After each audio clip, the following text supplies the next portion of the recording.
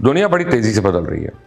इंसान नेज़ों और तलवारों की दुनिया से निकलकर खलाई जहाज और इंटरनेट की दुनिया से गुजरते हुए अब आर्टिफिशियल इंटेलिजेंस की दुनिया के अंदर दाखिल हो चुका है। भारत ने आर्टिफिशियल इंटेलिजेंस की मदद से का आधे ज्यादा पानी पहले खो चुके हैं।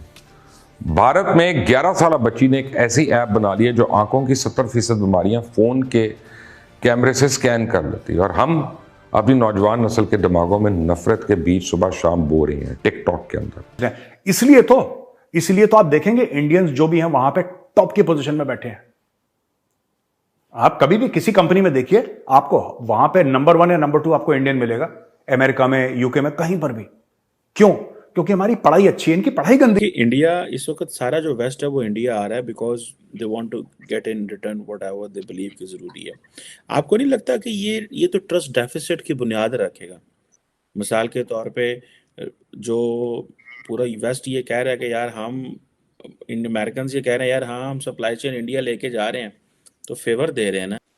तो ये चीजों का कॉम्बिनेशन अभी कोई है नहीं। अगर कोई यहाँ आ रहा मेरे पे एहसान करके या मेरे से इंप्रेस होके नहीं आ रहा, उसकी भी उतनी ही मजबूरी है, उसको भी यहाँ आना है। अब आपने बोला इंडस्ट्री,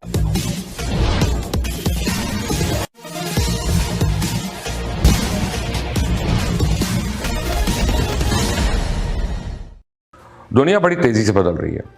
इंसान नेज़ों और तलवारों की दुनिया से निकलकर खलाई जहाज और इंटरनेट की दुनिया से गुजरते हुए अब आर्टिफिशियल इंटेलिजेंस की दुनिया के अंदर दाखिल हो चुका है। भारत ने आर्टिफिशियल इंटेलिजेंस की मदद से पहले न्यूज़ एंकर का तजुर्बा कर लिया, जो कई जुबानों पर अबूर रखती है, और नई रिसर्च के मुताबिक ये आर्टिफिशियल इंटेलिजेंस जो है 300 मिलियन लोगों की चुकी है। अब तो और अब गूगल के लिए भी खतरा पैदा होता जा रहा है। और ये जो चैट जीपीटी है, जो एक सवाल पे पूरी रिसर्च दे देती है, पूरा फीचर लिख कर दे देती है, सारे मसाइल का हल निकाल लाती है, बड़ी तेजी से अपनी जगह बना रही है। और दूसरी तरफ किस्से का आधे ज्यादा पानी पहले खो चुके हैं। भारत में एक 11 साल बच्ची ने एक ऐसी ऐप बना ली है जो आंखों की 70% बीमारियां फोन के कैमरे से स्कैन कर लेती है, और हम अपनी नौजवान नस्ल के दिमागों में नफरत के बीच सुबह शाम बो रही हैं टिकटॉक के अंदर। आटे की बड़ी बड़ी कतारें हमारी जिंदगी का एक मकसद बन चुकी हैं। हमारे दिमाग बंद हैं, हमें रोटी के लाले पड़े हुए हैं। ज़रूरी ज़मीन बढ़ाने की बजाय हम ज़मीन हाउसिंग सोसाइटियाँ बना के ज़मीन को सुखेड़ रहे हैं, और प्रॉपर्टी माफिया हकीकी तौर पे इस मुल्क का मालिक बनता जा रहा है। पानी की सतह खतरनाक हद तक कम हो गई है। जिस मुल्क में लोगों का 45% रोजगार ज़राअत से आता हो, जिसका जीडीपी का 22% हिस्सा ज़राअत पर मुश्तमिल हो, वहाँ आज सबसे बड़ा मसला क्या है? आटा। सिर्फ रावलपिंडी और लाहौर में पिछले 10 सालों में सैकड़ों किसान कत्ल हो चुके हैं, क्योंकि उन्होंने अपनी ज़रूरी ज़मीन बड़े बड़े किसानों को देने से मना कर दिया था। किसान बोर्ड ऑफ पाकिस्तान की रिपोर्ट के मुताबिक सिर्फ पंजाब में 20 से 30% ज़रूरी ज़मीन जो हाउसिंग सोसाइटीज़ की भीड़ चढ़ चुका है। और ये तो वो सूबा है जो पूरे पाकिस्तान की ग़िज़ा का 65% पूरा करता है। तो सिर्फ लाहौर के आसपास 70% ज़रखेज़ ज़मीन घरों और बड़े बड़े इंडस्ट्रियल यूनिट्स में तब्दील हो चुकी है। लेकिन ये सवाल है, इसलिए तो आप देखेंगे इंडियंस जो भी हैं वहां पे टॉप की पोजीशन में बैठे हैं। आप कभी भी किसी कंपनी में देखिए, आपको वहां पे नंबर 1 या नंबर 2 आपको इंडियन मिलेगा, अमेरिका में, यूके में, कहीं पर भी। क्यों? क्योंकि हमारी पढ़ाई अच्छी है, इनकी पढ़ाई गंदी है। हिंदू धोखा देते हैं, मैं आपको सही बोल रहा हूं, हिंदू धोखा देते हैं, हिंदू बुजदिल होते हैं, हिंदू गलत हैं। बस ये हैं में इन्होंने अपनी 4 नस्लें निकाल दी पाकिस्तान में। ये ऐसा है, वो ऐसा। ये एक्चुअली अपने बच्चों को पढ़ाते हैं कि हिंदुओं पे भरोसा नहीं करना है, सिखों पे भरोसा नहीं करना है, ईसाइयों पे भरोसा नहीं करना है, यहूदी गंदे होते हैं। हैं जी, बिल्कुल जमीन तक हैं। That's it. ये खुद कह रहे हैं, इनकी खुद रिपोर्ट ये कह रही है कि यार हम लोगों ने क्या बच्चों के दिमाग में जहर डाल दिया। We have poison the mind of our children through text books. ये बच्चा, छोटी पाकिस्तानी बच्चा, सोचिए, एक छोटा बच्चा स्कूल जा रहा है, ठीक है, उसका टीचर उसको क्या पढ़ा रहा है?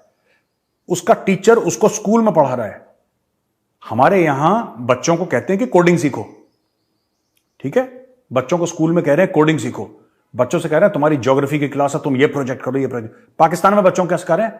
जो काफिर है वो वाजिबुल कत्ल है, तुम्हें बेटा क्या करोगे बड़े होके? वो कहता है सर मैं जवाब दूं। हाँ बेटा तुम जवाब दो। जनाब मैं बड़ा होके काफिर का मर्डर करूंगा। बहुत बढ़िया, 10 में से 10 तुम पास हो गए। ये चल रहा है इनका एजुकेशन सिस्टम। फिर पाकिस्तानी ये कहते हैं इंडिया हमसे इतना आगे कैसे निकल गया है। अबे है करना बंद करो, पढ़ाई करो ढंग की।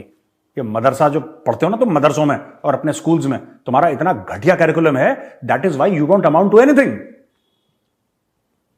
तुम्हारे मुल्क की हर जगह बेइज्जती होती है, तुम्हारे प्रधानमंत्री की पैंट उतारी जाती है अमेरिका के एयरपोर्ट पे।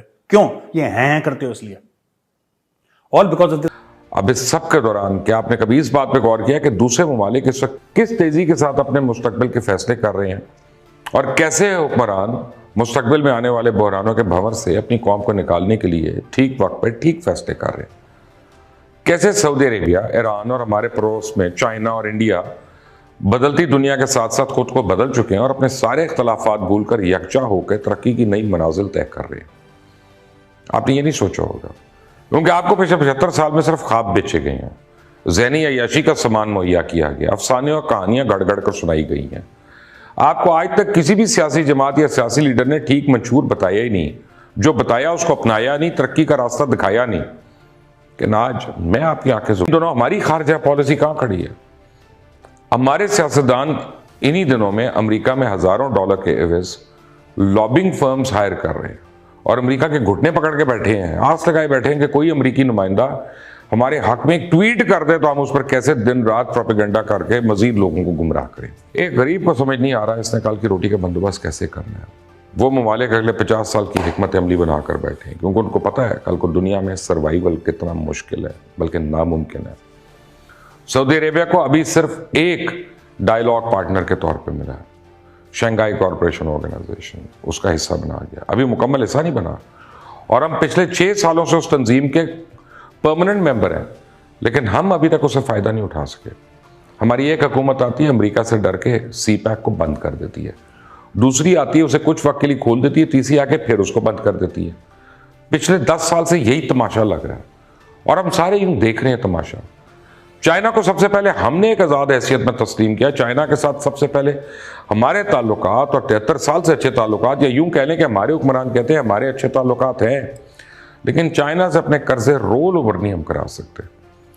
चाइना के सदर पाकिस्तान आने का जैसे ही सोचता है, कोई ना कोई सियासतदान इस्लामाबाद में लोगों को जमा कर लेता है, डी चौक में धरना दे देता है या हुकूमत के खिलाफ, जो भी हुकूमत हो उसके खिलाफ लॉन्ग मार्च शुरू हो जाती है। सारी की सारी सूरत हाल में कैसे हमारे यहाँ VVIP दौरे होंगे, कैसे को पाकिस्तान में पैसे लाने की सोचेगा, कैसे पाकिस्तान $1 बिलियन की एक कंपनी बनाएगा और कैसे लोगों के मसाइल हल होंगे। सवाल तो बहुत है, जवाब देने के लिए कोई तैयार नहीं। लेकिन आज हम जिस मकाम पे खड़े हैं वो गुज़श्ता 30 साल में बेराह रवी का नतीजा, और जो हम आज कर रहे हैं उसका खौफनाक अंजाम अगर हम नहीं तो हमारी नस्लें ज़रूर सब तक। बात पता चली है कि नहीं कि इंडिया जो है वो चीन के साथ मिलके एक नया वर्ल्ड ऑर्डर लेके आ रहा है, और वो इस तरह के जो ब्रिक्स नेशन है वो कह रहे हैं कि हम वेस्ट के ऑल्टरनेटिव देना चाहते हैं। कि इंडिया इस वक्त सारा जो वेस्ट है वो इंडिया आ रहा है because they want to get in return whatever they believe कि ज़रूरी है। आपको नहीं लगता कि ये तो ट्रस्ट डेफिसिट की बुनियाद रखेगा? मिसाल के तौर पे जो पूरा वेस्ट ये कह रहा है कि यार हम अमेरिकन ये कह रहे हैं यार हाँ हम सप्लाई चेन इंडिया लेके जा रहे हैं, तो फेवर दे रहे हैं ना। आप ऑफशोरिंग की बात करते हैं, आपके पास फ्रेट कॉरिडोर्स होने चाहिए, आपके पास स्टेबल करेंसी होनी चाहिए, आपके पास बड़ी आर्मी होनी चाहिए, आपके पास बड़ा मार्केट होना चाहिए, skilled unskilled semi skilled man power होना चाहिए, इंडस्ट्री होनी चाहिए, टेक्नोलॉजी होनी चाहिए, पेटेंट्स होने चाहिए थे, एक बहुत बड़ा मार्केट होना चाहिए, स्टेबल करेंसी होना चाहिए, फॉरेन एक्सचेंज रिजर्व्स होने चाहिए, geopolitically will be stable, and if you are a nuclear triad that adds to it. ये सारी चीजें जो है, and we are a democracy, vibrant democracy, ये सारी चीजें जो है केवल इंडिया के पास है अभी। And we have 800 million youth and our demographic dividend is going to last up to 2057, next 70 years to come. तो ये चीजों का कॉम्बिनेशन अभी कोई है नहीं। अगर कोई यहाँ आ रहा मेरे पे एहसान करके या मेरे से इम्प्रेस होके नहीं आ रहा, उसकी भी उतनी ही मजबूरी है, उसको भी यहाँ आना है। अब आपने बोला इंडस्ट्री, बट टू इंडिया एक बहुत बड़ा मार्केट है, चाइना आपके लिए मार्केट नहीं था। इंडिया एक बहुत बड़ा मार्केट और फास्टेस्ट ग्रोइंग मार्केट है, फास्टेस्ट ग्रोइंग इकोनॉमी। आज मोदी जी ने डेमोक्रेसीज का जो समिट था उसमें किया, बोला कुछ भी बोली, with our challenges and problems still the fastest growing biggest economy in the world. सबसे बड़ा मार्केट है, डेमोग्राफिक डिविडेंड 70 साल तक रहेगा। तो आपको यहाँ होना आपकी मजबूरी है, आपके लिए ऑप्शन नहीं है, आपका लिए कंपल्शन है। तो इन सब चीजों के होते हुए but That does not mean we compromise on. आप अगर हमसे जुड़ा रहना चाहते हैं तो कृपया मेरे चैनल को सब्सक्राइब करें तथा बेल आइकन भी दबा दें ताकि नई वीडियो की जानकारी तुरंत आप तक पहुंच जाए। धन्यवाद। जय हिंद।